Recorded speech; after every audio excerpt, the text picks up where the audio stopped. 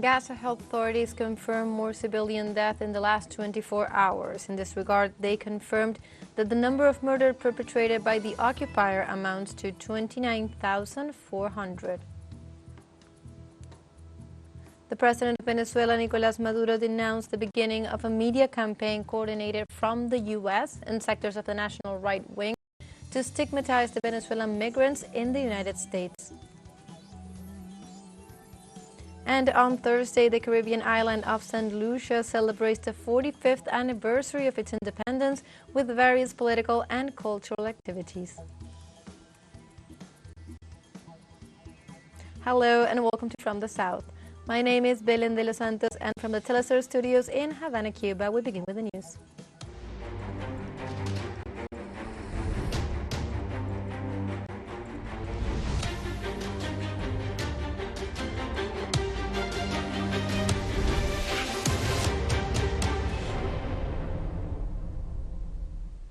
In Palestine, in another bloody day of the genocidal Israeli operation, several civilians were killed and wounded in the Strip.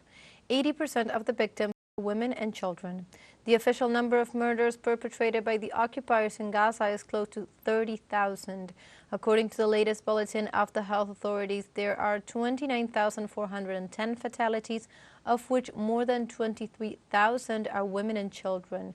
69,465 people have already been injured, mainly women and children as well. The situation of the injured is getting worse as the hospital system is under severe siege by the Zionists, who have closed 12 of 36 hospitals in the enclave.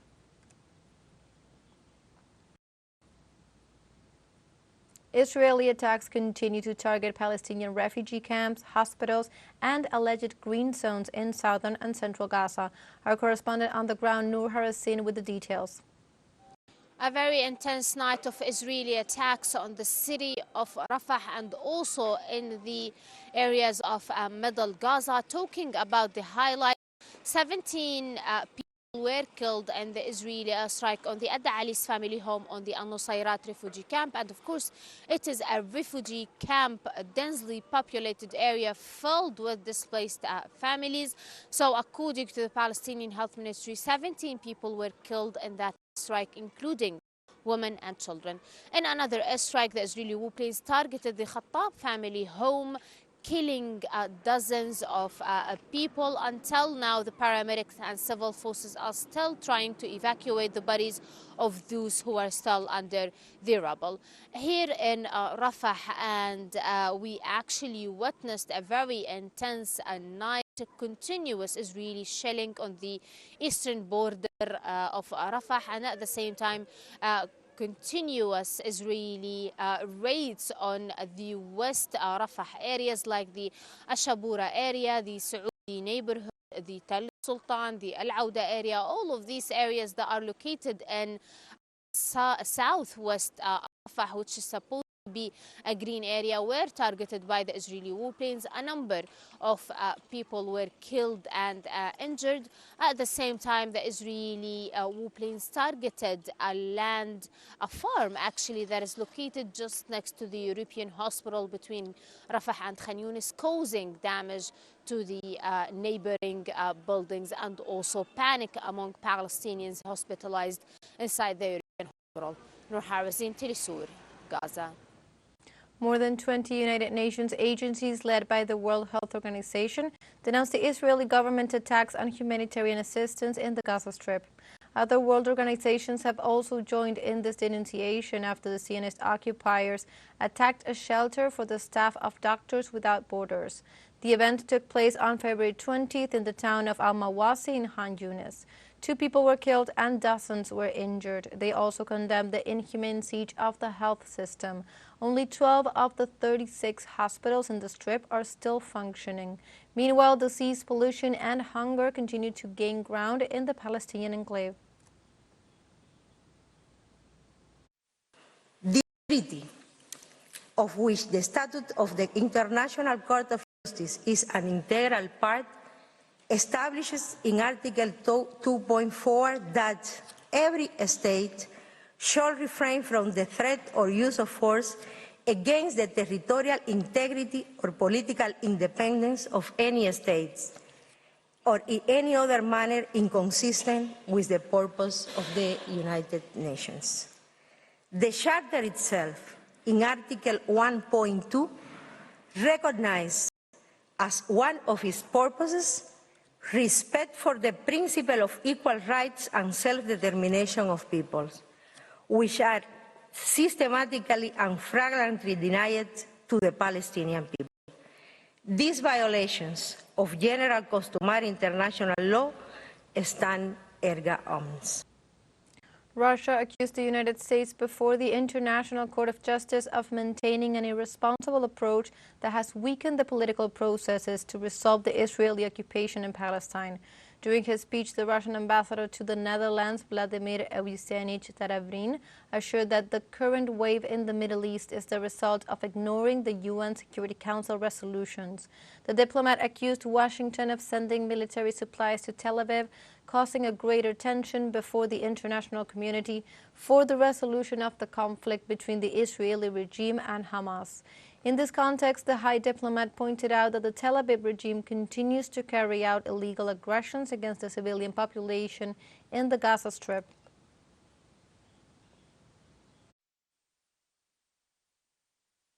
Mr. President, distinguished members of the Court, it's an honor for me to be representing the Russian Federation at these hearings. Seizing this opportunity, I would like to congratulate you, Mr. President, Madam Vice President, and all the new judges of the Court upon election to your respective positions. We trust that the Court, in its new composition, will continue making its immeasurable contribution to peaceful resolution of disputes and development of international law. Mr. President, the current proceedings originate in the adoption by the General Assembly of Resolution 77/247 back in December 2022.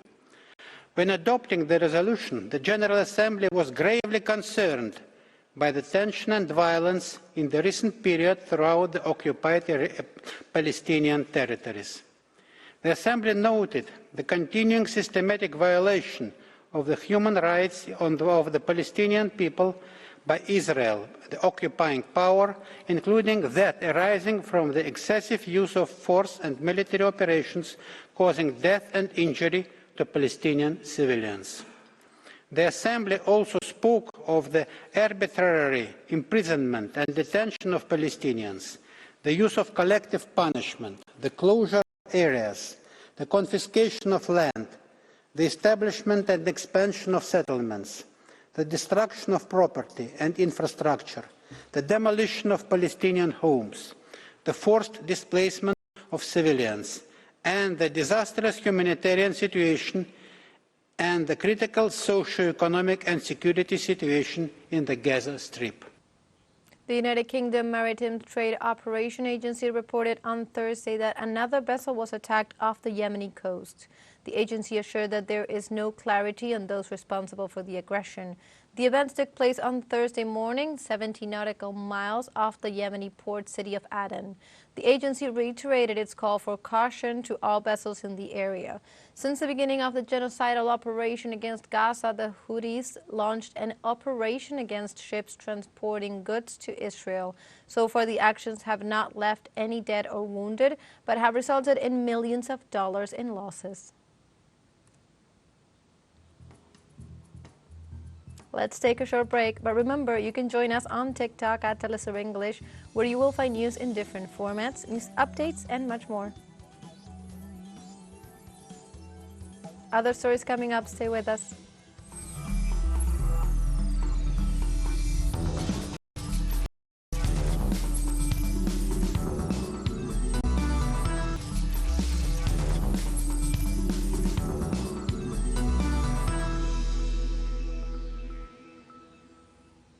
Welcome back to From the South. The president of Venezuela, Nicolas Maduro, denounced the beginning of a media campaign coordinated by the U.S. media and also sectors of the national right wing to stigmatize the Venezuelan migrants in the United States. The head of state affirmed that extremist factors and the big information agencies of Washington seek to point out Venezuelan migrants as criminals and link them to criminal organizations. The president also demanded absolute respect for Venezuelans in the United States from the U.S. government. He rejected the attempts to instrumentalize Venezuelan migrants to attack the government of the country.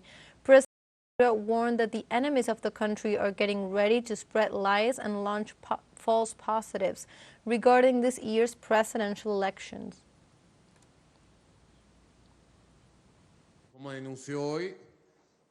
As Comrade Alfred Nazareth Nanez denounced today, the campaign that started today, a campaign started today, from the government of the United States, from the Voice of America. The Voice of America is the portal of the White House directed by Juan Gonzalez.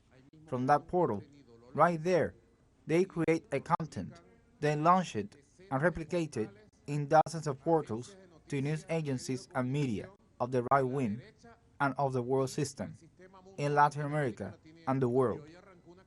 And today, they started a campaign to stigmatize the noble, hard-working, and decent Venezuelan migration abroad, saying that the Venezuelan migration in the United States are criminals. Who says that?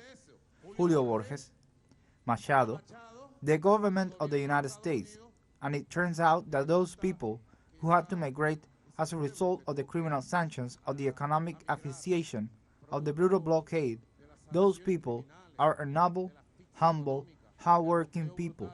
We love Venezuelan migrants, and our love makes us tell them to come back. We are waiting for you here. This is your land. Enough xenophobia. In this context, the head of state demanded absolute respect for Venezuelan migrants from the government of the United States. Of course, CNN in English and Spanish, the Voice of America, which is of the U.S. government, the agency AP, Associated Press, which is of the CIA, they produce it and sees that the haters, the enemies of the country, reproduce their discourse against Venezuelan migrants. We have to denounce it and demand absolute respect from the U.S. government for the Venezuelan people, for the migrants of Venezuela in the U.S. President Maduro also urged to be alert to actions that seek to disrupt the peace and stability in Venezuela. Let's really get ready, because in presidential election campaign years, the enemies of Venezuela will be able to mount false positives and lies and here in the world to attack us, but let no one take us out of our agenda. Our agenda is to recover this country and lead it to economic prosperity, to the recovery of social welfare, and to a great electoral victory in 2024, when it comes, where it comes, how it comes. Nicaragua commemorated the 90th anniversary of the death of the revolutionary and anti-imperialist leader Cesar Sandino. Several activities are being held in tribute of the revolutionary patriot, including wreath-laying at the monument to the homeland heroes, cultural events, and parades throughout the city of Managua. During the commemoration, the Sandinistas' youth reiterated its commitment with the nations and the ideas of the resistance leader, who managed to expel the United States forces from Nicaragua. In addition, the country's security forces marched along the streets of the capital to remember the anti-imperialist legacy left by the man who was known as the General of the Free Man. In the framework of the celebration, President Daniel Ortega declared that Sandino's legacy runs in the blood of every Nicaraguan in the battle against imperialism and somocism. Piense, este es un resumen del mes de febrero. Every day, this is a summary of the month of February, and every day, there are heroic dates. There is the holy blood of the heroes and martyrs in every municipality of our country, in the battle against imperialism, in the battle against somocism. There is not a day in which the blood of an art, of a hero, is not present. The Minister of Economy and Finance of Ecuador, Juan Carlos Vega, confirmed on Wednesday that as of April, the value-added tax, or VAT, will increase from 12% to 15% as a measure to reduce the fiscal deficit and finance the fight against organized crime, declared by the president of Ecuador, Daniel Noboa, as an internal armed conflict. Vega confirmed that Noboa will use the prerogative conferred in the fiscal reform that he pushed through, where it was proposed that the VAT be raised from 12 to 15% permanently. The measure is based on the law to tackle the internal armed conflict and to actively sustain the successful campaign to combat insecurity. Additionally, the head of the Finance Ministry explained that a technical report is ready to be delivered to the President, Daniel Noboa, with the basis for the increase as of April 1st. In Haiti, the lawyer of former First Lady Martine Moisa rejected accusations linking her to the assassination of her husband, Jovenel Moisa. Paul Turner, lawyer of the former First Lady, declared on Wednesday that the accusations against Martine Moisa are politically motivated.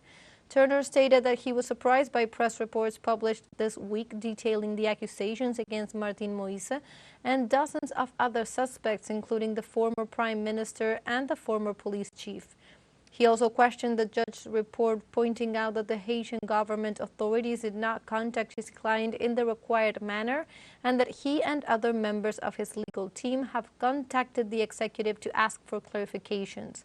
In this context, Turner also accused the government of Prime Minister Ariel Henry of favoring this persecution.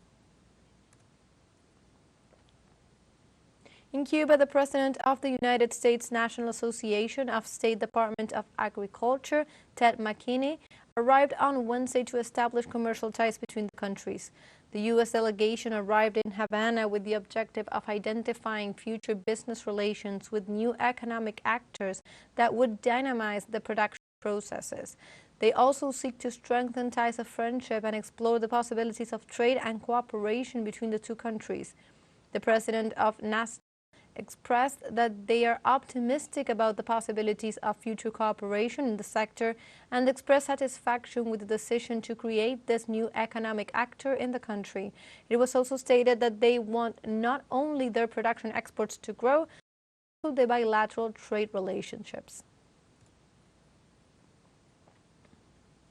And on Thursday, the Caribbean island of Saint Lucia celebrates 45th anniversary of its independence with various political and cultural activities. Precisely on February 22, 1979, Saint Lucia became an independent state of the Commonwealth of Nations associated with the United Kingdom. In this sense, locals organized meetings to remember and maintain their cultural legacy and their community spirit that symbolizes the island's colonial history and resistance. For this Caribbean island, the celebration is a continuous journey towards growth and unity.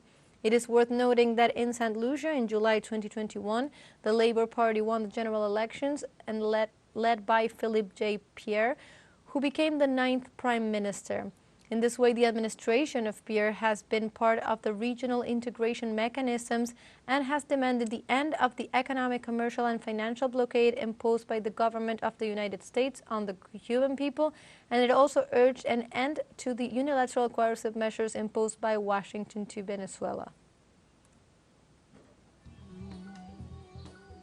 We have a final show break coming up, but before we invite you to join our WhatsApp community for our English-speaking audience. You can scan the QR code on screen to join directly and also share the link to reach more people. Constant news coverage of Latin America and the Caribbean, as well as the rest of the world. Stay connected and informed with TeleSUR. Final short break. Don't go away.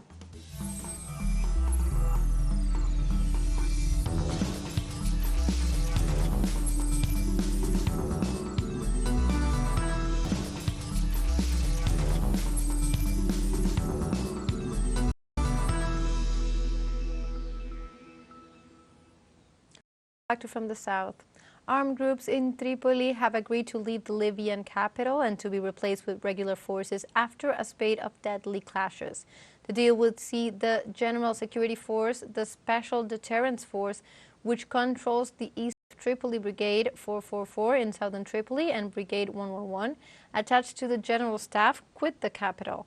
The decision also concerns the Stability Support Authority, a group based in the neighborhood of Abi Salim, where 10 were killed during the weekend, including SSA members. These groups evolved from the myriad of militias that filled the security vacuum after the 2011 overthrow of longtime dictator Gaddafi in a NATO-backed uprising. On Wednesday, Somalia's cabinet and lawmakers approved a major defense deal with Turkey as Mogadishu maintains a dispute with Addis Ababa over a maritime agreement that threatens its sovereignty. The Somali president Hassan Sheikh Mohamud told reporters after a joint session of parliament that under 10-year pact, close ally Turkey will help defend Somalia's long coastline and also rebuild the naval forces of the fragile Horn of Africa nation. The head of state also added that the agreement presented to Parliament deals only with the cooperation between Somalia and Turkey in maritime defense and economic matters, and is in no way intended to create hatred or feud with another country or government. NATO member Turkey has close relations with Somalia and is its leading economic partner, notably in the construction, education, and health sectors, as well as in military cooperation. South Africa's Finance Minister Enoch Godongwana delivered a budget speech to parliamentarians in Cape Town where he announced plans to increase both taxes and spending on social grants. The decisions were announced ahead of a general election on May 29th. Outside the City Hall where the speech took place, dozens of protesters gathered and called for an end to austerity measures. The tax increases come with the ruling African National Congress struggling in the polls and at risk of losing its parliamentary majority for the first time since the advent of democracy in 1994. 3 decades after the end of the apartheid, South Africa suffers from high levels of poverty and unemployment, which currently stands at more than 32%. South Africa's term growth remains hamstrung by lower commodity prices and structural constraints. We estimate real GDP growth of 0.6% in 2023. This is down from 0.8% growth estimated during the medium-term budget policy stage. The revision is due to weaker expected outcomes in the third quarter of 2023, particularly in household consumption and fixed investment. Our challenge, honorable members, is that the size of the pie is not growing fast enough to meet our developmental needs. Citizens in several countries around the world are mobilizing to demand the release of Australian journalist and activist Julian Assange, who is facing extradition from the United Kingdom to the United States. In Europe, citizens of countries such as France, Spain, and Italy held demonstrations to demand the release of Australian journalist Julian Assange. In Latin America, social organizations in Argentina and Brazil took to the streets to protest against what they consider an unjust imprisonment against a symbol for journalism and freedom of the press. These protests are also taking place in Australia, the journalist's native country, and are part of a global call against the extradition of Assange, a 52-year-old journalist who has been held for more than a decade, first in the Ecuadorian embassy in the United Kingdom and since 2019 incarcerated in a British prison where he awaits possible extradition to the United States. Like this, we have come to the end of this news brief. You can find these and many other stories on our website at telesurenglish.net. Also join us on social media. We are on Facebook, X, Instagram, Telegram, and For TeleSUR English, my name is Belén de los Santos. Thank you for watching.